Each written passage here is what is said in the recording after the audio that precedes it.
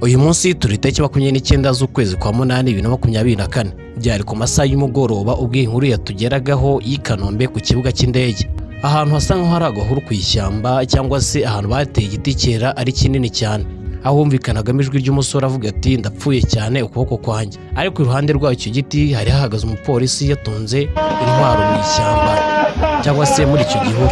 Nuko aho hantu bahisagutwa cyane kuko igisirikare cy'u Rwanda gifite umutekano mwinshi, gifite n'umutekano hambaye cyane, cyahise kihagota cyihuta cyane mbese nko kuzimya umuriro. Mu kumara kugota aho hantu nuko hahise haza inzego zishinzwe umutekano ziza zihuta cyane kugira ngo zitabarire hafi umuntu ari gutaka muri icyo gihuru. Nuko bakimara kugota icyo gihuru haturutsemo abasore b'inkorokoro banini, nuko basohokamo gake gake ubwo izo nzego zishinzwe umutekano zari ziri hafi aho ngaho.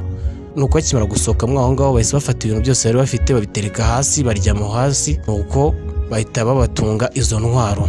Ariko ntitwaje kumenya ikintu bari bari guhora uwo muntu wari uri mu ishyamba, n'uwo muntu twaje kumubona isura yiwe bitewe n'impamvu z'umutekano we. Reka mbereke ukuntu iyo nkuru yaje kugenda.